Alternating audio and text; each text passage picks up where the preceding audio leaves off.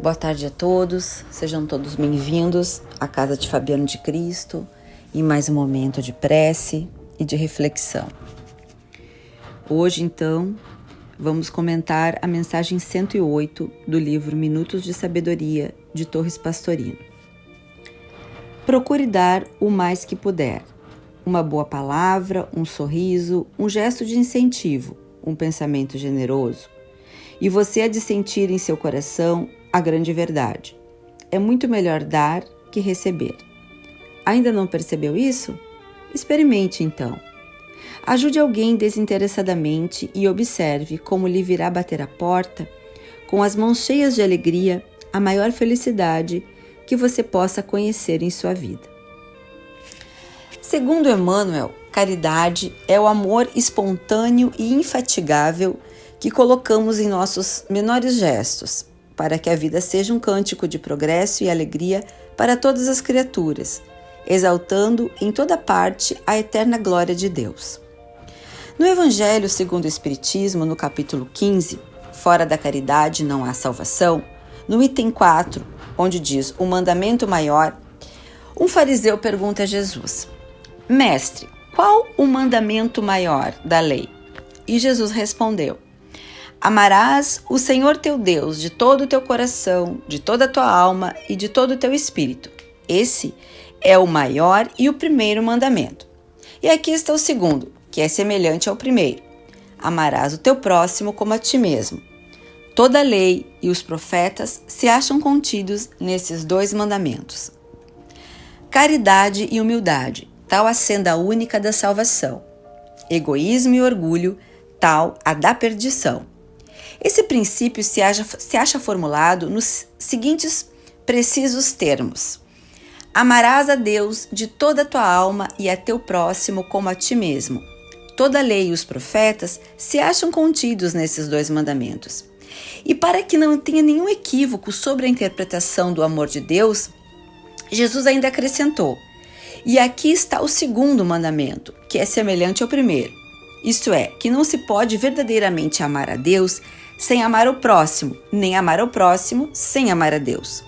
Logo, tudo que nós façamos contra o próximo é o mesmo que fazer contra Deus. Não podendo amar a Deus sem praticar a caridade para com o próximo, todos os deveres do homem se resumem então a essa máxima: fora da caridade não há salvação. O ser humano ele vive em comunidade. Portanto, faz parte da caridade a criatura estar integrada ao meio social em que se encontra. Sem dúvida, a caridade material ela é importante. Mas também existe um outro tipo de caridade, a caridade moral. Na questão 886 do Livro dos Espíritos, nós temos a seguinte pergunta: qual é o verdadeiro sentido da palavra caridade? E a resposta dos Espíritos é essa: benevolência para com todos, indulgência para com as imperfeições alheias, perdão das ofensas. A caridade, segundo Jesus, não está restrita na esmola, na caridade material. Ela abrange todas as relações que temos com os nossos semelhantes, quer sejam nossos inferiores, nossos iguais ou nossos superiores. Ela nos ordena a indulgência para com nós mesmos e indulgência para com o próximo. Logo, a caridade moral. Ser benevolente é ter boa vontade para com os outros, é se deixar guiar pela amabilidade, pela generosidade e pela solidariedade, pelo interesse para com o bem-estar do outro indistintamente. O Espírito Joana de Ângeles define então a benevolência como um sentimento de profundo amor pelo próximo, de compreensão pelos atos. E é nesse ponto que podemos destacar a indulgência, a capacidade de aceitar e tolerar as atitudes alheias, julgando com bem menos severidade os erros e os equívocos do próximo. Mas isso se trata da caridade moral. E pode, porque ela simplesmente não exige que a gente faça nada material.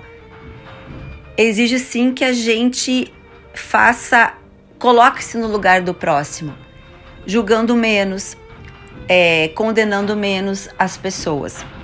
O espírito da irmã Rosália, ela enfatiza: a caridade moral consiste em se suportar uns aos outros.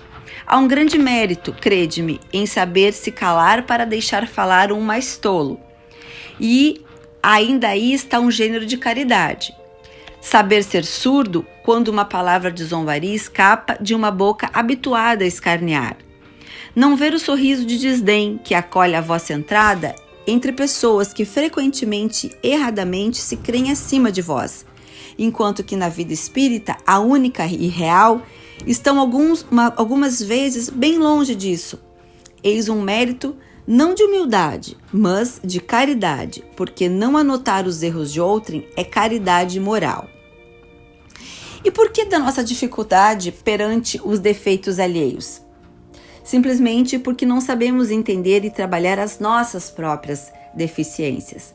Logo, a caridade também é para conosco. Quando alguma situação nos exige o exercício dessa tolerância, a reação mais comum é de nos aferrarmos aos próprios conceitos, concepções e melindres.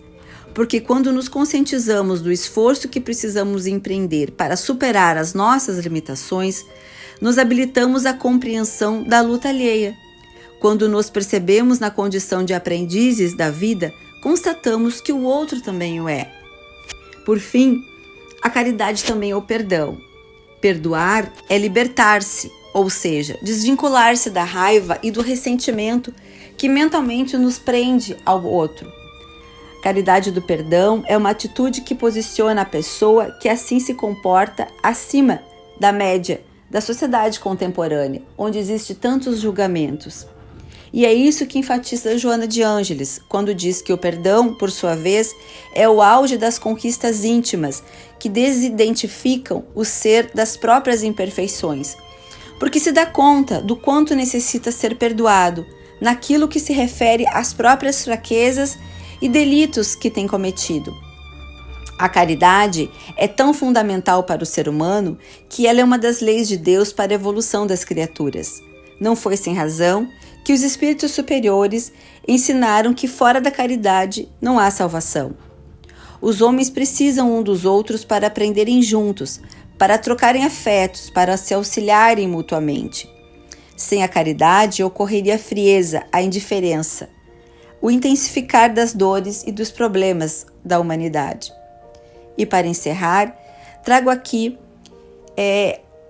o apóstolo Paulo, em seu cântico aos Coríntios, que define que a caridade é a maior das virtudes. E ele diz: ainda que eu fale a língua dos homens e até mesmo a língua dos anjos, se não tiver caridade, sou apenas como um metal que soa e um sino que tine. E ainda que tivesse o dom da profecia e penetrasse em todos os mistérios e tivesse uma perfeita ciência de todas as coisas, e se tivesse toda a fé possível, capaz de transportar montanhas, se não tiver caridade, nada serei. Agora, estas três virtudes, a fé, a esperança e a caridade, permanecem, mas entre elas a mais excelente é a caridade. Com isso, meus irmãos, encerramos mais esse momento de reflexão, pedindo para que Fabiano de Cristo permaneçam conosco. Muita paz.